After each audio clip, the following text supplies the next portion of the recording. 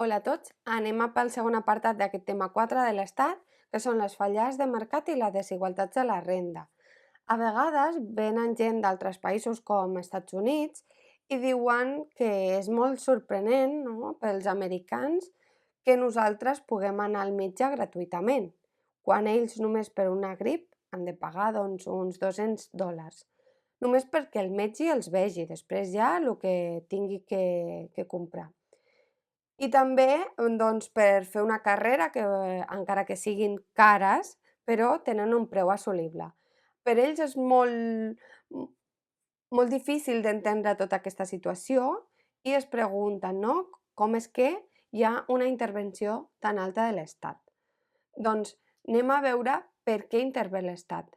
A part de per això, que poden estar més d'acord o menys que l'Estat intervingui més o menys, però hi ha uns mínims que hauria d'intervenir o ha d'intervenir un Estat perquè el país funcioni, ja que hi ha moltes empreses que van funcionant, produeixen, ofereixen serveis, i si deixem que només sigui de les empreses, quan el resultat o quan aquesta activitat de les empreses causa un resultat no desitjat per la societat, aquí l'Estat ha d'intervenir. Això és molt farragós, no sembla? Llavors anem a fer exemples clars perquè veieu.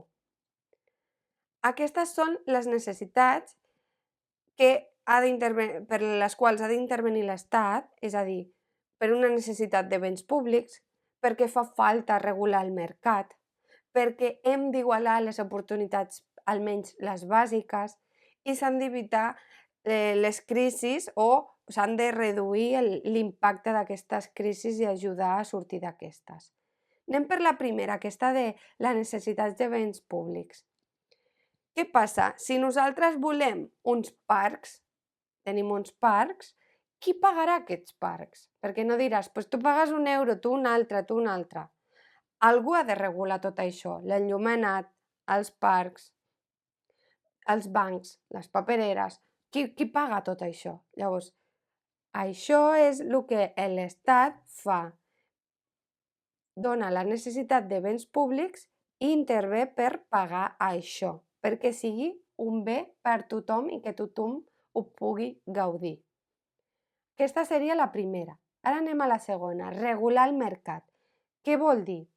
A vegades les empreses no fan una acció correcta perquè sí que és veritat que tothom vol beneficis, és obvi, però a vegades fan accions que són contraproduents per a altres persones. Per exemple, anem a començar primer per les externalitats. Quan una empresa fa una activitat que perjudica altres persones, aquí s'ha de regular, l'Estat ha d'intervenir. Per exemple, Volkswagen a 2015 va haver un escàndol perquè va fer els cotxes que o sigui, intentava enganyar a les empreses i els seus cotxes contaminaven més del que donava, és a dir, enganyava les proves d'emissió de gasos contaminants. Això va produir moltes pèrdues i l'Estat va haver d'intervenir. I un altre cas seria la competència imperfecta. Això és quan unes poques empreses dominen el mercat. I això diu, doncs com jo sóc les úniques empreses que dominem aquest mercat, anem a pujar preus perquè tothom comprarà el nostre producte. Llavors això seria una competència imperfecta i seria un abús cap al consumidor.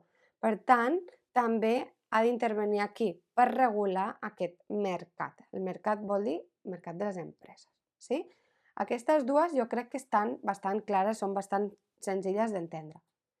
Anem a la tercera, que segur que l'entendreu també molt bé.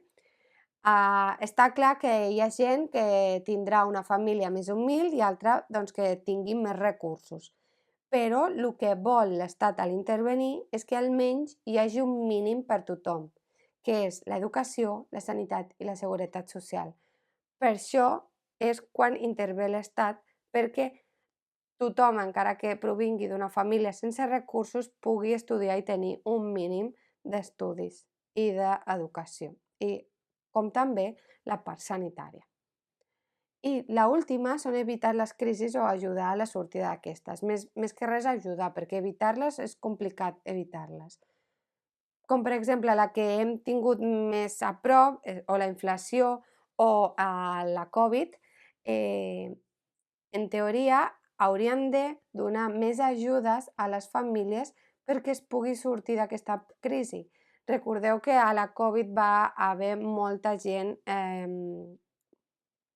acomiadada de les empreses perquè no podien fer front. Llavors, totes aquestes persones que es quedaven sense res, després van sorgir noves ajudes de l'Estat per a aquelles persones que havien patit certs acomiadaments massius.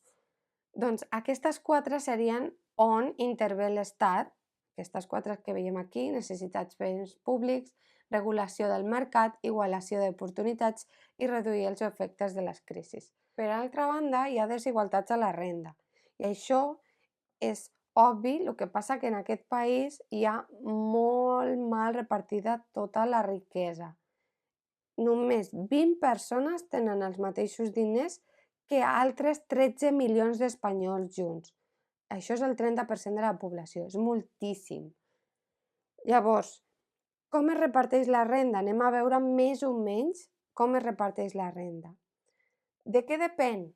Perquè realment no és equitativa. De què depèn? De la quantitat de factors que tu posseeixis.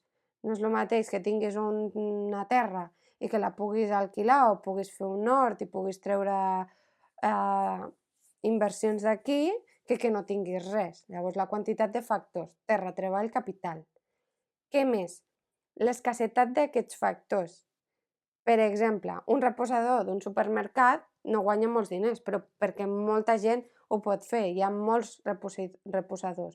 Però un programador de l'empresa de Google, hi ha pocs. Llavors, si hi ha escassetat d'aquests recursos a aquestes persones que poden fer aquesta feina, doncs és més ben valorada. I després, el mercat també reparteix la renda segons la contribució a la producció, és a dir, contra més produeixes, més ofereixes, més guanyes.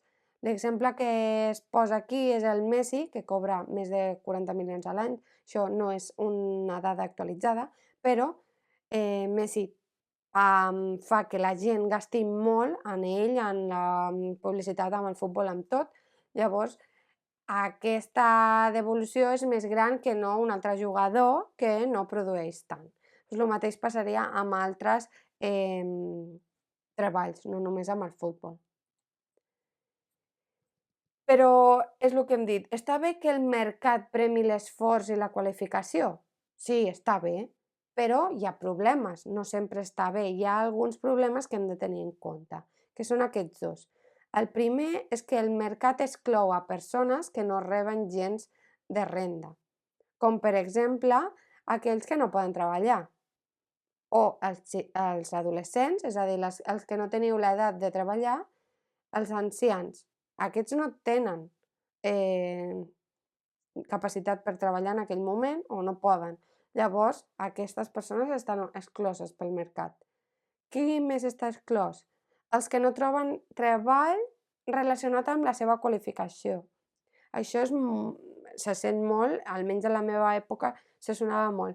No facis aquesta carrera que no trobaràs treball, no? Hi ha com a gent que ha estudiat i després no poden treballar d'allò que està relacionat amb la seva qualificació. I després, gent que treballa i no rep cap ingressos. Per exemple, la gent que porta els xiquets als col·les, els amos de casa, les mestresses de casa. Hi ha feines que realment no estan com valorades o no tenen aquesta... Sí, que no estan com amb els requisits i no produeixen o no es veu la producció, no la tenen en compte, millor dit. Aquestes serien les persones que realment exclou el mercat i que potser no estaria ben bé premiar l'esforç, perquè aquestes persones també tenen el seu esforç.